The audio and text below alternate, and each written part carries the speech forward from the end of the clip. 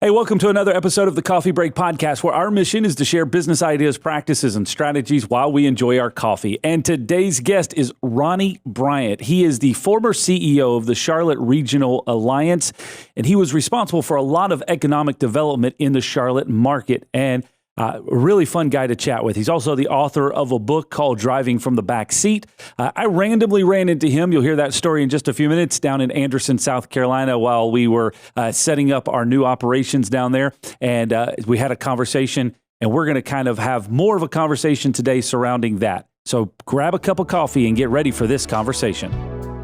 We got so much to say. We got a podcast to make.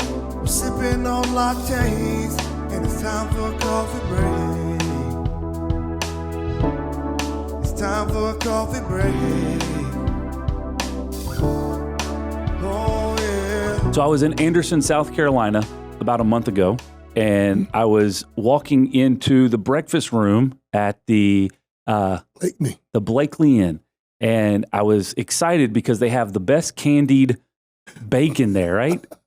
They have the best breakfast, period. Yeah. Anywhere. And so I was making my coffee, and I was really excited about walking over and getting my bacon, and I hear this voice from the other side of the room that says, "What brings you to Anderson?" And I was like, "What? You know, it's like 7:30 in the morning. I don't know if I'm going to have a conversation with anybody." And Ronnie says, "Hey, what are you doing down here?" And we started talking about the fact we'd recently acquired a business there, and he says, "Where do you call home?"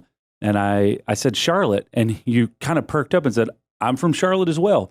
And that sparked about a 30-minute conversation that we had across the room over breakfast. And at the end of it, I said, "Ronnie, I really wish we would have been recording this conversation for our podcast. But if you would, next time you have some time, let's sit down and have a conversation." So thank you very much for being here today and taking time out of your schedule. Well, Chad, it's a pleasure meeting you, and thank you for the invitation. Yeah, it's funny. I was thinking about it this morning in preparation. My grandfather was an old Baptist preacher, and he would always be having conversations with people. And my grandmother would always ask, "How do you know that person?" And he was like, "I don't know. We just started up a conversation."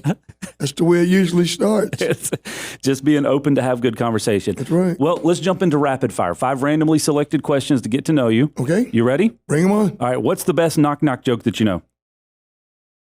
Oh, boy. I went totally blank. Yeah. You don't know any knock-knock jokes? Not off the top of my head. I'm thinking I probably know quite a few. I'm trying to think of one, though. Knock, knock, who's there? Oh, man, I can't think of the second half of one. Boy, I failed that test, Chad. Knock, knock, who's there? I don't know. Nobody's here. All right, here we go. If you had a boat, what would you name it? Honey. Honey. Uh-oh. All right. Who is your craziest, most interesting relative? I have an uncle that he's one for the books. Everybody's got an uncle. Exactly. I've got an uncle. Boy, he's a character. What is one of your favorite songs from your teenage years that you'll still rock out to? Anything by Kool and the Gang. Yeah? But You Got Me Going in Circles by the Stylistics was one that really I remember. All right. Sweet memories. All right. Last one. And this is, it jumped out at me real quick here. Where did it go?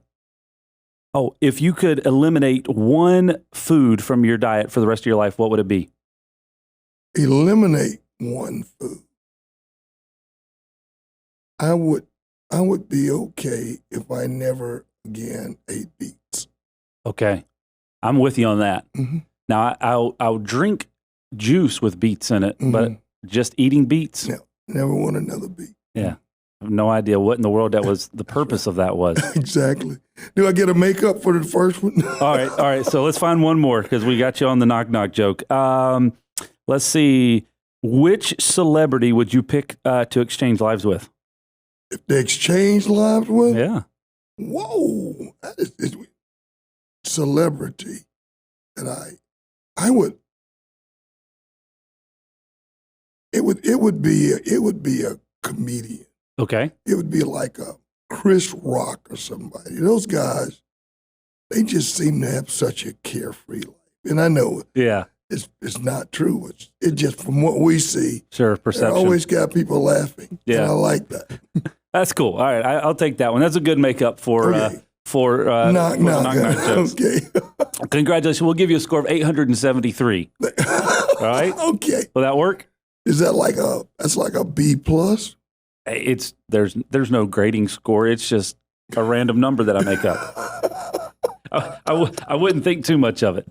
Very cool. All right, so let's kind of jump into the conversation and get a little bit of introduction. Okay.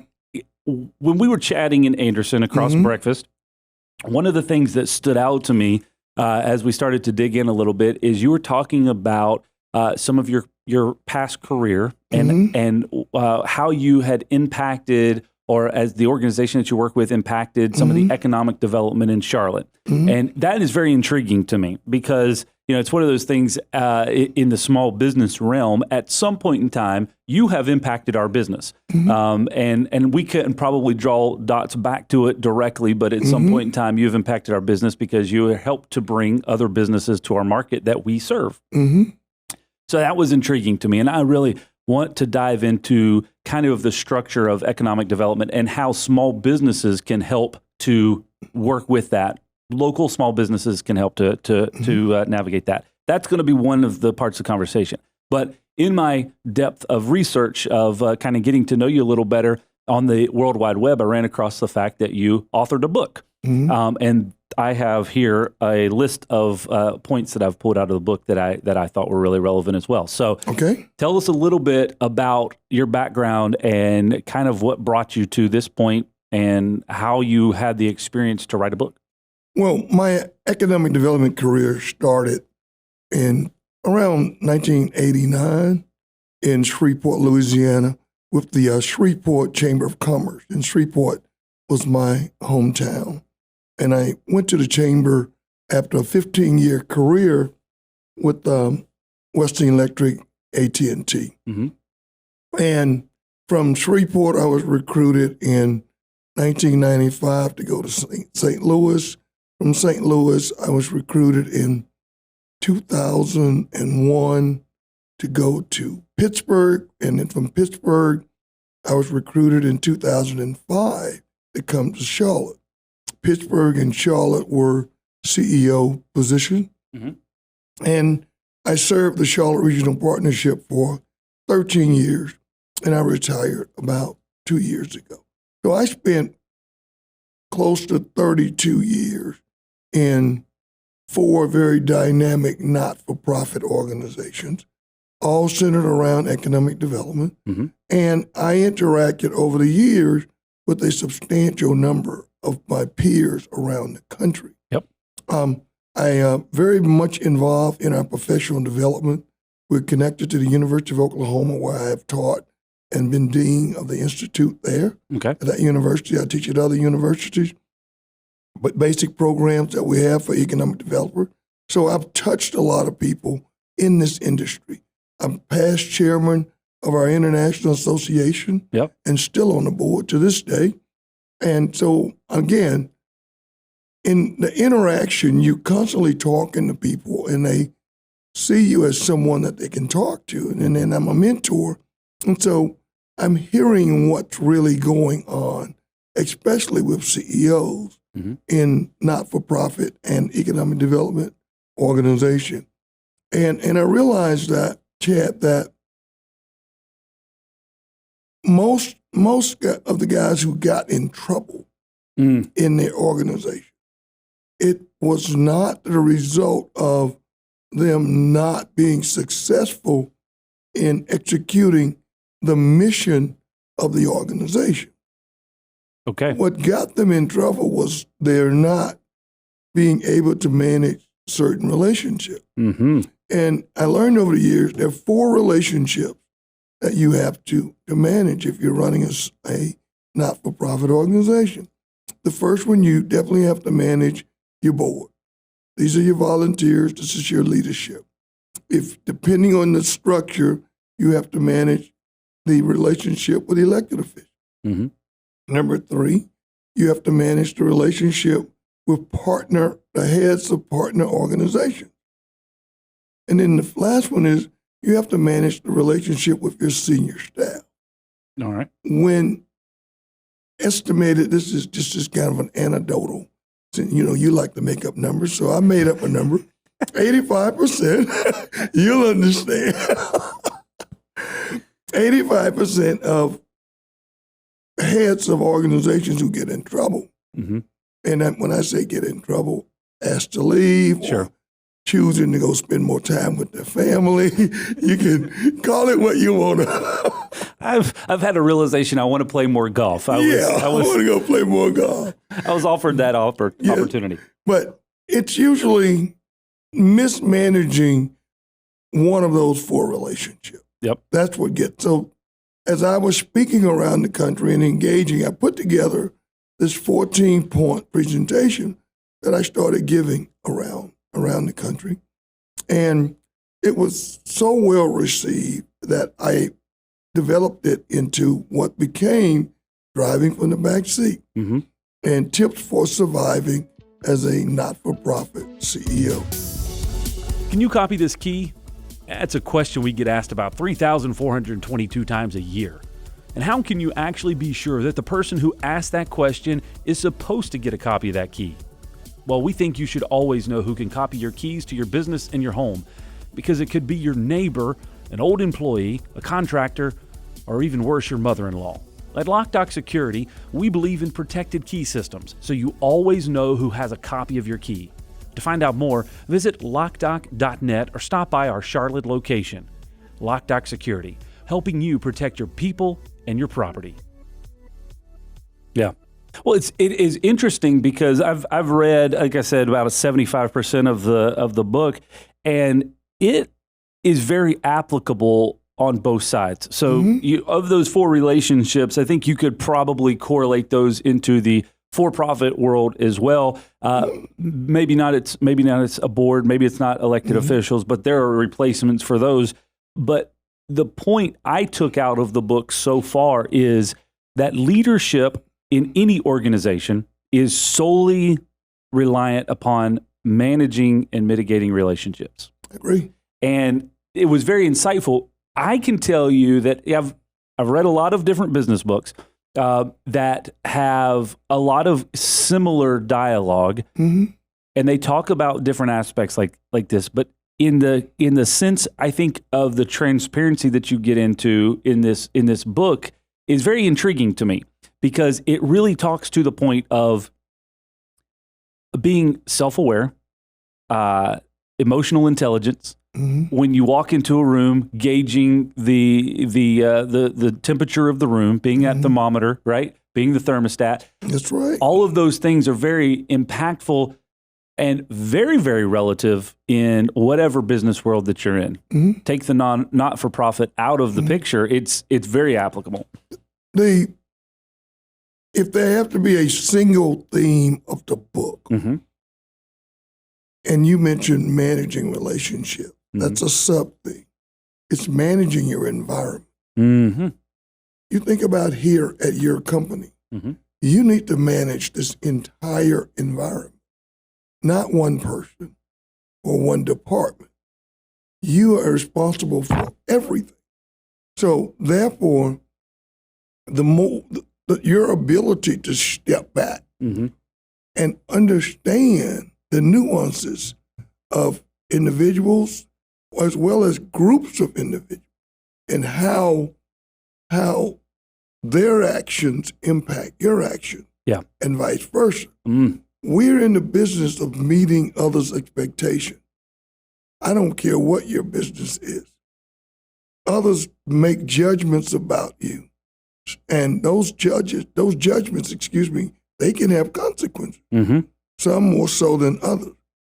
And in order for you to avoid negative consequences, you have to manage the relationship in a way that you get what you want out of it, and that's a positive result. Yeah.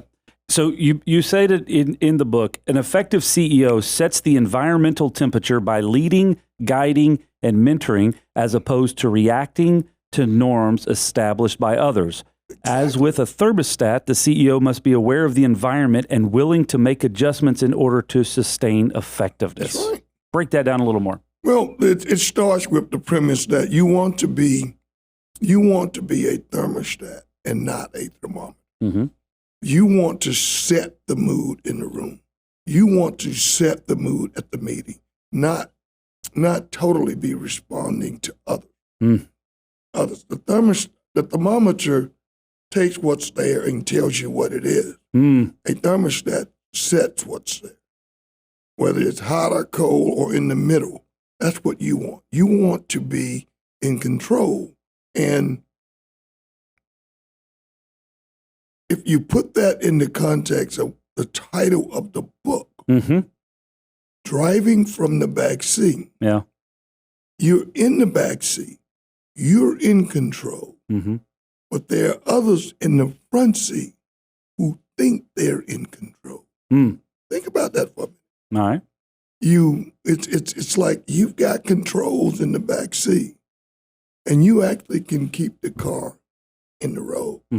But the others in the front seat, they actually believe it's them that's doing it.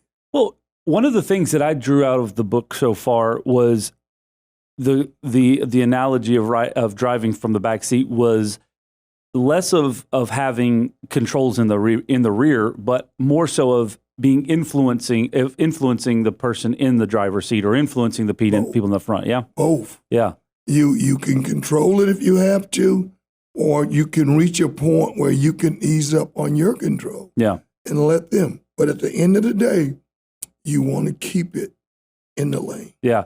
You in the book also mentioned that it's imperative you identify points of influence. That was very interesting because again, some of the tone of the book is really directed on, again, back to self-awareness and then managing, as you said, the temperature by being that thermostat, but also understanding because in the not-for-profit world, you have a board of directors. Right. And so you're obviously, those are kind of your bosses at that point, right? So you're having to understand what their objectives or directives are, but also how does that pair up with yours? Well, excuse me. You take a board for an example. And sometimes we treat a board like it's a monolithic body. And it's not. It's a group of individuals. Okay. And if you have to understand the individual differences, and then you have to react to each one. And you have to understand, back to your earlier point, that point of influence. And because there's a hierarchy on a board, and there's a formal hierarchy in terms of chair, vice chair, et cetera, et cetera. Yeah. But then there is a informal hierarchy strictly based on the personality of the individual. Sure. That are around the table. And the more intelligent you are about that. Yep. And understanding what it's going to take to ensure that you meet the expectation. Remember, we're in the business of meeting expectation. You meet the expectation of everyone around that table. Yep. And you have to manage that relationship. And you develop a sixth sense where you can hear one board member say something, and you know the board member that's going to disagree. Sure. Before they disagree. Yeah. Because you've developed those relationships. Another one of the interesting things that I pulled out was the fact that you were basically saying there was maybe a few experiences that you had where the board would come to a consensus at the meeting, but then directly afterwards you would get an email from a couple of people that were not in agreement. And you're like, well, why didn't you voice that opinion? And you had to realize that those people did not feel comfortable voicing an opposition opinion to the room, but they would do that directly to you. And what was that lesson that you took out of that? Because that was something that was intriguing to me. Well, you get group speak, and you take a group of people, 10, 12, whatever number. Only a small percentage of them are really going to be secure enough to challenge the group. Sure. You follow me? And so if you notice the type A personality leader in the group, he or she plays their cards first. Mm-hmm. You follow me? Yep, I am. They set the tone, and that immediately quietens 40% or 30% of the group. Yep. I'm back to making up numbers again. But that immediately quietens some folks. Sure. Those are the ones that you get the call or the email from sometimes. And you have to be cognizant of that. And it's one thing to ask them, well, why didn't you speak up? But you probably know why you didn't speak up, because it would have meant getting into an argument with somebody you didn't want to get in an argument with. Yeah. So someone that was not going to lose an argument. And so as CEO of the organization and manager of that board, now I've got to figure out whatever decision that came out of that, what can I do to maybe tweak it or in some way not totally alienate this person that didn't speak up without also going against what really turned out to be the majority of those around the table. So a big takeaway that I had from that kind of example was it's almost more important, and you mentioned this as well, the relationships that you are developing with each individual member of that board, or again, take that out of the not-for-profit and put it into your organization. Maybe it's a small business and you've got a few folks in a leadership team, or maybe your whole business is 5 or 10 people. But each individual relationship that you're building at that point, those one-on-one relationships are the ones that create a high level of value, because you can understand each person's opinion and perspective, and you can really have those conversations early on to make sure, hey, this is a direction that we're going to be heading. What are your thoughts? You may give me your opinion on a one-on-one, but again, personality type or whatever, and you mentioned some of the personality type stuff in the book, but the personality types may not be open for conversation in a group effort. Right. So now as kind of leading that conversation, you almost have to get in there and say, before we get started, Sally, give us your opinion on this before Bob does, because we know Bob is going to railroad this conversation. Exactly. So let's kind of have each person be able to give their opinion in a more open environment and be able to kind of help that conversation along versus it being railroaded by one individual. And there are times that works. Without a doubt, you can help them get their opinion out front. But one of the advantages that a private sector organization has with that same particular principle, whether it's leadership, your staff, or whatever, is that in the not-for-profit environment, we turn over. In most cases, you have a chair for 1 year. Yeah. And before you know it, the year is over. Now you're breaking in a new one. Where in the private sector, you have a lot more continuity. And so you can develop the kind of relationship long-term. Sure. Where you guys grow together. Yeah. And now it flows between you. It's not constantly having to re-energize a relationship. Yeah. It's there. But it's rewarding. You've got to really, I don't know if you pay much attention to the first chapter and, who are you and why are you here? And to me, that sets the tone. Why are you even in this environment? And if you can't, in my opinion, if you can't articulate a satisfactory response to that question, then you might be in the wrong business. Yeah. No, I there were a couple of things here that you had mentioned early on. Your mindset should be one of providing leadership, not just maintenance. Be responsible for general direction and governance. However, the ultimate responsibility for execution rests on the CEO, the organization's mission, stakeholders, employees, etc. And it's understanding what the goals and objectives are, and understanding what your own goals and objectives are, and how those align or don't align. And then that's kind of a come to Jesus moment of going, well, maybe this isn't really exactly what I need to be doing. And there's a chapter in the book on knowing when to go. Yeah. And I quote Michael Bloomberg. It's, it's time to go when you start to believe certain things can't be done. Mm. And that's an important principle from my perspective. But, leaving a job does not mean failure. Sure. But to your point, your visions can lack alignment.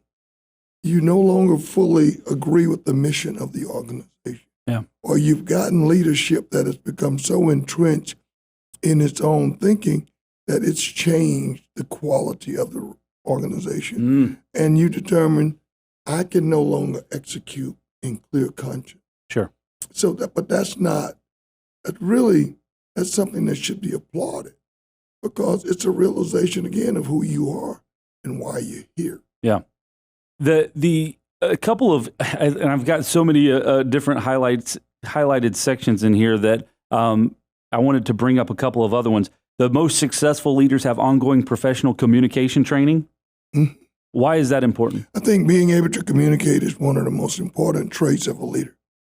Being able to understand talking to the media, but also understand talking to groups of people. Yeah.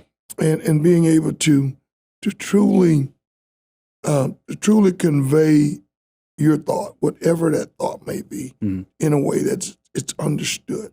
You can there's certain groups you have to talk a certain way to, and you don't want to talk over someone's head, but you also don't want to talk below their level of understanding. Professional media training and communication training helps you understand that. And it really gives you, I think, a leg up as a leader. Having the ability to clearly communicate an idea, make sure that everybody has buy-in very much at whatever level that they are in the organization or whatever. Very much so. And also presentation skills and knowing how to present to a group and so forth. Just a reminder, you're listening to the Coffee Break Podcast. Also, we wanted to let you know that our team puts together a weekly blog post. You can find it at locdoc.net/blog. It's guaranteed to raise your IQ by 12 points or your money back. So it's pretty much a win-win. All right, back to the conversation.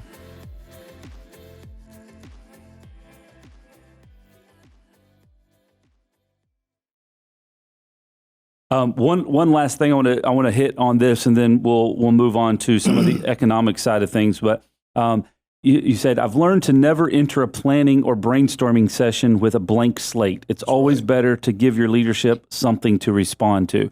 And that really kind of hit me between the eyeballs, because I have done that before, and I don't know that I've had mixed outcomes. But yeah, hey, here's kind of a general blank slate. Let's just come up with some ideas, and then I think at the end of the day, it either opens up a big can of worms that you can't actually resolve, or two, it goes just wildly out of control because there is no clear direction. So having some type of a direction to start out with, then at least sets kind of that tone for a conversation. Get feedback on that. Oh, without a doubt. The problem with asking me my opinion is that I might give it to you. And once I've given it to you, now you've got to do something with it. Mm-hmm. You can't tell me that was a stupid idea. You can't discount. Well, you can. It just doesn't go over well. It just doesn't go over well. And so in order to, again, driving from the back seat, in order to set the pace, you start with the straw man, what we like to call it. Give them something to respond to. Mm-hmm. That protects your thinking, that gives them an idea of what you're thinking. Because, you see, we take for granted, especially with not-for-profit leaders, we got to understand the staff, we live and breathe this every day, all day. Yeah. The leaders, they don't. We would like to think they do. Sure. But they don't. And so we might start asking them about their opinion relative to something, thinking they've got as much background as I have. And they don't. And so, but they want to give an opinion. Mm-hmm. And they can say something totally that's unacceptable. But you asked them. Yeah. Now you're stuck with it. You got to do something with it now. Yeah. If you give them a starting point, mm-hmm. they understand now where you're coming from. Sure. And now you're asking them to expand on where you started. And it's a lot easier, a lot more productive, saves time, and it really saves some embarrassment. Most definitely. All right, I want to kind of jump back here and switch gears on economic development. So I'm going to ask this question. As a small business, what, if anything, can we do, or anybody that's watching or listening this can say, hey, in my local market, I'm not in Charlotte, I'm wherever, but in my local market, what can I do to help with economic development? Is there anything that I can do, or is it just kind of wait and see? What's the proactive measures? Well, I think the proactive measures, get involved with your Chamber of Commerce. Without a doubt, the nature of our ED activity, for the most part, is around larger business. That's where we spend most of our time. Sure. And now there are some components of small business development that some organizations have gotten involved, but it's not as prominent as the recruitment and the activity around a larger business. Mm-hmm. But there's a tremendous amount of opportunity within your local chamber where you have small business advocacy groups and other forums for you to express your opinion and get involved. Okay. And I really think help move the agenda and help the community create an environment where small businesses can thrive. Mm-hmm. Because in order to create that environment, the organization, whether it's a chamber or whatever, needs to hear from you. Sure. And they offer you that platform. Yeah. Well, it's interesting too, because, I think in the service world, like, we directly support large business, right? So that's always a great avenue for when large businesses come into the market. Right. There's new construction. There's a lot of things that come associated with that. Mm-hmm. So that's really kind of an interesting part to me. Is even such, how as a small business leader can you get involved and say, hey, we want this, and this is something that we are willing to help and support because ultimately it helps us as a business. Well, one of the best things you can do is be good at what you do. Okay. One of the best marketing tools for a community is being able to have the conversation with a potential prospect regarding the quality of the service industry in your community. Okay. And so being able to say, well, we have what you need right here. You don't have to go to Atlanta to get the security company that you're looking for. We've got Loc-Doc right here in Charlotte that can provide you that level of service, regardless of what it is. Sure. But it's small businesses like yours, like you say, that will support. And the companies that we're talking to want to know that support is there. Yeah. And it's of quality that meets their standard. Makes sense. So having a good service industry in your market and making sure that you're doing a good job there and have a good reputation, very much so, creates an appetizing environment for large corporations to come in. Very much so. They know they can be supported. Very much so. Very cool. Well, I appreciate that information. The book is very intriguing to me. I would definitely recommend anybody in a leadership capacity to go check it out. Driving from the Backseat, it's available on Amazon, Kindle, all their fine book retailers across the United States. Mm-hmm. And Oprah's book club. One of these days, if she ever returned my call, are you listening, Oprah? Well, she is a regular listester of the podcast. I'm quite sure she is, wouldn't she? She's always coming in here and taking our guest. I don't know. It's one last point, the last quote in the book, Edwin Markham, there's a destiny that makes us brothers. None goes as well on. All that you send into the lives of others will come back into your own. We're our brother's keeper. Yeah. And the more love and support we give to others, the more love and support we will get back in our own life. There you go. And I think that's a good way to sum this up, because the theme is managing relationships, and that's all part of it, is investing in others, and it all the time will come back around. It'll come back around, man. Very cool. Ronnie, thank you very much for one, thank you very much for saying hi to me in Anderson, because if you would not have initiated that, we wouldn't be sitting here having this conversation today. So thank you very much for that, and thank you for coming and joining us today. Well, my pleasure. I've never met a stranger. It was a joy to meet you. Thanks for the invitation, and this has been fun. Hey, Ronnie, thank you again for joining us today. It was really exciting to have a conversation with you. Appreciate him taking time out of his schedule. You can find out more at his website. We'll have the links listed below on whatever you're listening on or wherever you're watching. So make sure you check that out. If this is your first time watching or listening to the podcast, we've got plenty more episodes, over 100 available for you. So go check them out, Loc-Doc.net/podcast. They'll be available there for download on audio and video. You can also find the video versions on Facebook and YouTube. All you have to do is go there and search for LOC-DOC podcast, and they will come up and you'll be able to grab whatever episode that you're looking for. We try to focus on business ideas, practices, and strategies, and this is a great example of the things that we're trying to share with you, our listeners, and our viewers on a weekly basis. A new episode is ready every Tuesday morning at 9 a.m., so make sure you subscribe on whatever platform you're watching on so you can get the latest episodes when they come out. Thank you for watching and listening, and we'll see you next time right here on the Coffee Break Podcast.